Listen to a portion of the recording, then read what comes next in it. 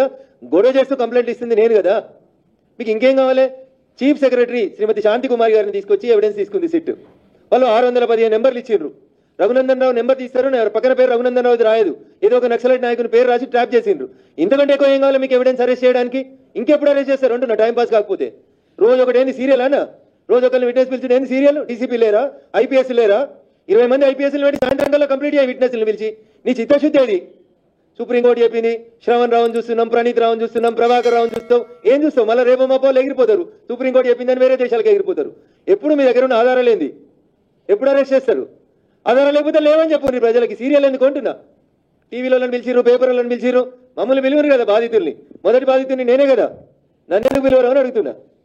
ఆధారాలు ఇచ్చిన వాళ్ళని పక్కకు పెట్టి గాంధీ భవన్ పంచాయతీ, సిట్ పంచాయతీ, టీఆర్ఎస్ వాళ్ళ పంచాయతీ, రోజు సోషల్ మీడియాలో ఏదో రాసుకోవడానికి, పేపర్లో రాసుకోవడానికి కాదు ఇది. ఎస్, నేను కూడా అడుగుతున్నా, 100% చీఫ్ సెక్రటరీ, అప్పటి చీఫ్ సెక్రటరీ వచ్చి చెప్పింది మేము ఇచ్చిన నెంబర్లు 615 నెంబర్లు బహిర్గతం చేయండి. 615 మంది 2 రోజులలో విచారించండి, 3వ రోజు ఇన్వెస్టిగేషన్ క్లోజ్ చేయండి. 18 నెలల నా సిట్టు. This is very unfortunate. మీ ఫిన్ తర్వాత కూడా కంప్లైంట్లు ఇచ్చిన ఏమి మరి డీజీ గారికి ఇచ్చిన కంప్లైంట్లు మాకేం సంబంధం లేదు, మా మీదైన కేసులకు సంబంధం లేదు అంటే ఇది ఒక నాటకం అన్నట్టు. ఇటు టీఆర్ఎస్ ఇటు కాంగ్రెస్ కలిపి ఆడుకున్నట్టు, నేను కొట్టినట్టు చేస్తాను ఏడ్చినట్టు చేయని ఆడుకునే నాటకంగా తప్ప ఇంకొకటి చిత్తశుద్ధి లేదు. ఏ యాంపుల్ ఎవిడెన్స్? దుబ్బాక ఉప ఎన్నికలో పోలీసులు మా ఫోన్లో ఏ రోజు ఎవరు ఇన్నదెవరు ఏమేం చేసిరని నేను చెప్పేందుకు సిద్ధంగా ఉన్నా. పిలిచే ధైర్యం సిట్కి ఎందుకు లేదు? అంటే మీరు you want to compromise the case, political vendetta, నీకు నచ్చిన వాళ్ళని పిలిచి నచ్చినట్టు రాజకీయం చేసుకుంటా ఉన్నారు. కాంగ్రెస్కి కేసులలో చిత్తశుద్ధి లేదు, సిట్లో చిత్తశుద్ధి లేదు, కాళేశ్వరంలో చిత్తశుద్ధి లేదు, ఇందిరమ్మ ఇండ్ల మీద చిత్తశుద్ధి లేదు, రైతు భరోసా మీద చిత్తశుద్ధి లేదు. కేవలం ప్రచార ఆర్భాటాలు తప్ప ఇంకొకటి లేనటువంటి పార్టీ కాంగ్రెస్ పార్టీ. కనీసం స్థానిక సంస్థల కన్నా ఎన్నికలు పెడితే ఆ సర్పంచ్కో, ఎంపీటీసీకో, జడ్పీటీసీకో, జడ్పీ చైర్మన్ కన్నా చెప్తారు ఎట్లాగో మీకు ఇక వేరే అవకాశాన్స్ ఉన్నాయి మీ ఎమ్మెల్యేలకి, మంత్రులకు. కానీ కనీసం ఆ స్థానిక ప్రజాప్రతినిధుల కన్నా ఎన్నికలు పెడితే వాళ్ళని వచ్చి ప్రజల కష్టాలు ఏందో చూస్తారు. ముఖ్యమంత్రి గారు నేను మాట్లాడుతుంటే అక్కస్తో మాట్లాడతలేను, వాస్తవాలు మాట్లాడుతున్నా. మల్లన్న సాగరాలు కట్టిరు, మీరు వచ్చి ధర్నా చేసిరు వేములగట్ల. ఒక రోజంతా నిరాహార దీక్ష చేసుకున్నారు, రాష్ట్రంకి వెళ్ళి మొత్తం మీడియాని తెచ్చి ధర్నా చేసుకొని పోయిండ్రు. మల్లన్న సాగర్ రీహాబిలిటేషన్ కాలనీలో 250 గజాల స్థలం రాలేదని వారం రోజుల క్రితం ఒక యువకుడు ఆత్మహత్య చేసుకున్నాడు. ఏమైంది ప్రజాపాలన? ఒక ఆయన ప్రజాపాలన అంటాడు, ఇంకొక ఆయన ప్రభుత్వ పాలన అంటాడు, ఇంకొక ఆయన ఇంకేదో చెప్తాడు. 250 గజాల స్థలం రాలేదని ఒక నిండు ప్రాణం ఉరేసుకుంటే ఇవాళ దాకా there is no response from the government. ఇగో ఇది కాంగ్రెస్ పాలన. అందుకనే ప్రజలు స్థానిక సంస్థలకు ఎన్నికలు జరిపితే ఒక సర్పంచ్, ఎంపీటీసీ ఎవరైనా ఉంటే ఎట్లాగో మా ఎమ్మెల్యేలు, ఎంపీలు, మంత్రులు ఎవరు కలవరు కానీ వాళ్ళకన్నా చెప్పుకుంటామని ఆలోచిస్తూ ఉన్నారు. పేర్లు మార్చుడు, పబ్లిసిటీ స్టంట్లు బంద్ చేసి దయచేసి ప్రజలకు ఉపయోగపడే పనులను చేయాలని చెప్పి ఈ రాష్ట్ర ప్రభుత్వాన్ని డిమాండ్ చేస్తూ ఈ దేశంలో ప్రజాస్వామ్యాన్ని కూనీ చేసి డాక్టర్ బిఆర్ అంబేద్కర్ గారు రాసిన రాజ్యాంగాన్ని తుంగలో దొక్కి ఈ దేశానికి చీకటి రోజులు తెచ్చినటువంటి ఇందిరమ్మ పేరుని భవిష్యత్తులో ఏ పథకానికి పెట్టినా అది మీ పార్టీకి మీకు గౌరవంగా ఉండదని చెప్పి ఈ రాష్ట్ర ముఖ్యమంత్రి గారికి మాత్రం నేను సూచన చేస్తూ, జిహెచ్ఎంసీ మేయర్ గారు భాగ్యనగరంలో రేపు వానలు వస్తే నల్లా మూతలు ఓపెన్ అయినాయి, పిల్లలు నాలాల పడి కొట్టుకుపోయారనే వార్తలు రాకుండా పనిచేయండి. దయచేసి ఆ రోడ్లు ఎంబడి స్లమ్స్ ఎంబడి తిరగడం నేర్చుకోండి. జిహెచ్ఎంసీ మేయర్ గారు ప్రజల కష్టాలు వినండి అని చెప్పి ఈ సందర్భంగా జిహెచ్ఎంసీ మేయర్ గారికి విజ్ఞప్తి చేస్తూ, ఈరోజు భారతీయ జనతా పార్టీ ఇచ్చినటువంటి భరోసాకి స్పందించి అనేక మంది ఈరోజు విజ్ఞప్తులు ఇవ్వడానికి రావడం జరిగింది. కొన్ని జిహెచ్ఎంసీ మున్సిపాలిటీకి సంబంధించి, కొన్ని జనగామ జిల్లాకు సంబంధించి, కొన్ని వరంగల్ ప్రాంతానికి సంబంధించి ఇంకా చాలా మంది దరఖాస్తులు తీసుకొని వచ్చున్నారు. ఖచ్చితంగా దరఖాస్తులన్నీ అడ్రస్ చేస్తామని చెప్పి తెలియజేస్తూ, పార్టీ కార్యాలయంలో ఎన్నికైనటువంటి ప్రజాప్రతినిధులు కూర్చొని ప్రజా సమస్యలు వినాలనేటువంటి కార్యక్రమాన్ని చేపట్టిన తర్వాత భారతీయ జనతా పార్టీ ప్రజాప్రతినిధుల మీద బాధ్యత, బరువు మరింత పెరిగినాయి. మా నాయకుడు గౌరవనీయులు ప్రధానమంత్రి గారు చెప్పినట్టు మేము ప్రజల్ని పాలించేందుకు రాలేదు, ప్రజలకి సేవ చేయడానికి వచ్చినాం అనేటువంటి మాటను పెట్టుకొని అన్న డోంట్ మిస్అండర్స్టాండ్ మీడియా మిత్రులు. కాంగ్రెస్ చేసేది షేవ్ అన్న, మేము చేసేది సేవ్. షేవ్కి సేవ్కి మధ్యలో ఉన్న అక్షరం ఒకటి హెచ్ ఎక్కువ ఉంటుంది. కాంగ్రెస్ చేసేది షేవ్, ఎస్హెచ్ఏవి కాంగ్రెస్ చేస్తుంది, ఎస్ఏవి సేవ్ మేము చేస్తామన్నా. సో తెలంగాణ ప్రజలకు అర్థం చేసుకోవాల్సిన అవసరాన్ని, విజ్ఞప్తిని ప్రజల ముందు ఉంచుతూ మేము సేవ్ చేసేటోళ్ళం, వాళ్ళు షేవ్ చేసేటోళ్ళు. అందుకని సేవ చేసేటోళ్ళ దగ్గరికి రండి, సేవ్ చేసేటోళ్ళ దగ్గరికి రండి, షేవ్ చేసేటోళ్ళ దగ్గరికి పోవద్దని ప్రజలకు అప్పీల్ చేస్తూ సెలవు తీసుకుంటా ఉన్నా. థ్యాంక్ యూ అండి. కూడా గొడవ చేస్తూ కంప్లైంట్ ఇస్తుంది నేను కదా, మీకు ఇంకేం కావాలి? చీఫ్ సెక్రటరీ శ్రీమతి శాంతి కుమార్ గారిని తీసుకొచ్చి ఎవిడెన్స్ తీసుకుంది సిట్. వాళ్ళు 615 నెంబర్లు ఇచ్చిండ్రు. రఘునందన్ రావు నెంబర్ తీస్తారు, పక్కన పేరు రఘునందన్ రావు రాయదు, ఏదో ఒక నక్సలైట్ నాయకుని పేరు రాసి ట్రాప్ చేసిండ్రు. ఇంతకంటే ఎక్కువ ఏం కావాలి మీకు ఎవిడెన్స్ అరెస్ట్ చేయడానికి? ఇంకెప్పుడు అరెస్ట్ చేస్తారు అంటున్నా టైం పాస్ కాకపోతే. రోజు ఒకటి ఏంది సీరియల్ అన్న, రోజు ఒకరిని విట్నెస్ పిలిచి ఏంది సీరియల్? డీసీపీ లేరా, ఐపీఎస్ లేరా? 20 మంది ఐపీఎస్లు పెట్టి సాయంత్రం కల్లా కంప్లీట్ అయ్యి విట్నెస్లు పిలిచి నీ చిత్తశుద్ధి ఏది? సుప్రీంకోర్టు చెప్పింది శ్రవణ్ రావుని చూస్తున్నాం, ప్రణీత్ రావుని చూస్తున్నాం, ప్రభాకర్ రావుని చూస్తాం. ఏం చూస్తాం? మళ్ళీ రేపు మాపోలు ఎగిరిపోతారు. సుప్రీంకోర్టు చెప్పిందని వేరే దేశాలకు ఎగిరిపోతారు. ఎప్పుడు మీ దగ్గర ఉన్న ఆధారాలు ఏంది? ఎప్పుడు అరెస్ట్ చేస్తారు? ఆధారాలు లేకపోతే లేవని చెప్పండి ప్రజలకి. సీరియల్ ఎందుకు అంటున్నా?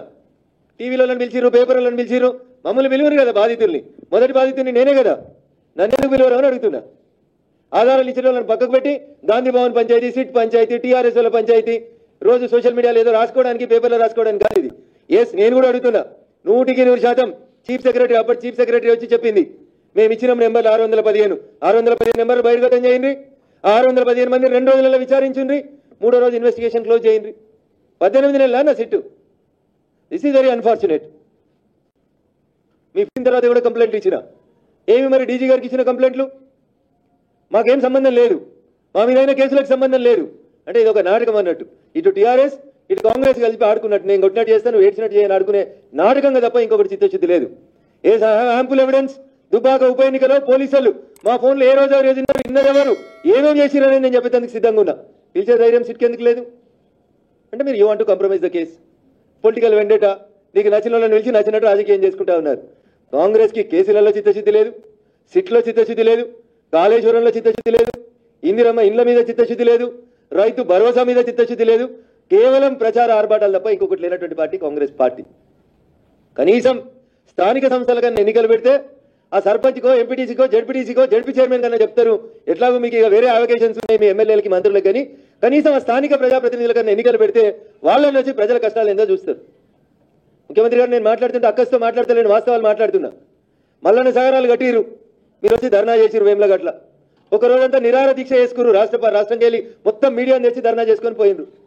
మల్లన్న సాగర్ రీహాబిలిటేషన్ కాలనీలో 250 గజాల స్థలం రాలేదని వారం రోజుల క్రితం ఒక యువకుడు ఆత్మహత్య చేసుకున్నాడు.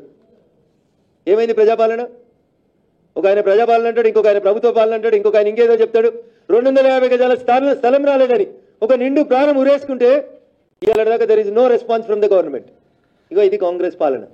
అందుకనే ప్రజలు స్థానిక సంస్థలకు ఎన్నికలు జరిపితే ఒక సర్పంచ్, ఎంపీటీసీ ఎవరన్నా ఉంటే ఎట్లాగో మా ఎమ్మెల్యేలు, ఎంపీలు, మంత్రులు ఎవరు కలవరు, కానీ వాళ్ళకన్నా చెప్పుకుంటామని ఆలోచిస్తూ ఉన్నారు. పేర్లు మార్చుడు, పబ్లిసిటీ స్టంట్లు బంద్ చేసి దయచేసి ప్రజలకు ఉపయోగపడే పనులను చేయాలని చెప్పి ఈ రాష్ట్ర ప్రభుత్వాన్ని డిమాండ్ చేస్తూ, ఈ దేశంలో ప్రజాస్వామ్యాన్ని కూనీ చేసి డాక్టర్ బిఆర్ అంబేద్కర్ గారు రాసిన రాజ్యాంగాన్ని తుంగలో దొక్కి ఈ దేశానికి చీకటి రోజులు తెచ్చినటువంటి ఇందిరమ్మ పేరుని భవిష్యత్తులో ఏ పథకానికి పెట్టినా అది మీ పార్టీకి మీకు గౌరవంగా ఉండదని చెప్పి ఈ రాష్ట్ర ముఖ్యమంత్రి గారికి మాత్రం నేను సూచన చేస్తూ, జిహెచ్ఎంసీ మేయర్ గారు భాగ్యనగరంలో రేపు వానలు వస్తే నల్లా మూతలు ఓపెన్ అయినాయి, పిల్లలు నాలాల పడి కొట్టుకుపోయారనే వార్తలు రాకుండా పనిచేయండి. దయచేసి ఆ రోడ్లు ఎంబడి, స్లమ్స్ ఎంబడి తిరగడం నేర్చుకోండి. జిహెచ్ఎంసీ మేయర్ గారు ప్రజల కష్టాలు వినండి అని చెప్పి ఈ సందర్భంగా జిహెచ్ఎంసీ మేయర్ గారికి విజ్ఞప్తి చేస్తూ, ఈరోజు భారతీయ జనతా పార్టీ ఇచ్చినటువంటి భరోసాకి స్పందించి అనేక మంది ఈరోజు విజ్ఞప్తులు ఇవ్వడానికి రావడం జరిగింది. కొన్ని జిహెచ్ఎంసీ మున్సిపాలిటీకి సంబంధించి, కొన్ని జనగామ జిల్లాకు సంబంధించి, కొన్ని వరంగల్ ప్రాంతానికి సంబంధించి ఇంకా చాలా మంది దరఖాస్తులు తీసుకొని వచ్చున్నారు. ఖచ్చితంగా దరఖాస్తులన్నీ అడ్రస్ చేస్తామని చెప్పి తెలియజేస్తూ, పార్టీ కార్యాలయంలో ఎన్నికైనటువంటి ప్రజాప్రతినిధులు కూర్చొని ప్రజా సమస్యలు వినాలనేటువంటి కార్యక్రమాన్ని చేపట్టిన తర్వాత భారతీయ జనతా పార్టీ ప్రజాప్రతినిధుల మీద బాధ్యత, బరువు మరింత పెరిగినాయి. మా నాయకుడు గౌరవనీయులు ప్రధానమంత్రి గారు చెప్పినట్టు మేము ప్రజల్ని పాలించేందుకు రాలేదు, ప్రజలకి సేవ చేయడానికి వచ్చినాం అనేటువంటి మాటను పెట్టుకొని, అన్న డోంట్ మిస్అండర్స్టాండ్ మీడియా మిత్రులు, కాంగ్రెస్ చేసేది షేవ్ అన్న, మేము చేసేది సేవ్. షేవ్కి సేవ్కి మధ్యలో ఉన్న అక్షరం ఒకటి హెచ్ ఎక్కువ ఉంటుంది. కాంగ్రెస్ చేసేది షేవ్, ఎస్హెచ్ఏవి కాంగ్రెస్ చేస్తుంది, ఎస్ఏవి సేవ్ మేము చేస్తామన్నా. సో తెలంగాణ ప్రజలకు అర్థం చేసుకోవాల్సిన అవసరాన్ని, విజ్ఞప్తిని ప్రజల ముందు ఉంచుతూ, మేము సేవ్ చేసేటోళ్ళం, వాళ్ళు షేవ్ చేసేటోళ్ళు, అందుకని సేవ చేసేటోళ్ళ దగ్గరికి రండి, సేవ్ చేసేటోళ్ళ దగ్గరికి రండి, షేవ్ చేసేటోళ్ళ దగ్గరికి పోవద్దని ప్రజలకు అప్పీల్ చేస్తూ సెలవు తీసుకుంటా ఉన్నా. థ్యాంక్ యూ అనండి.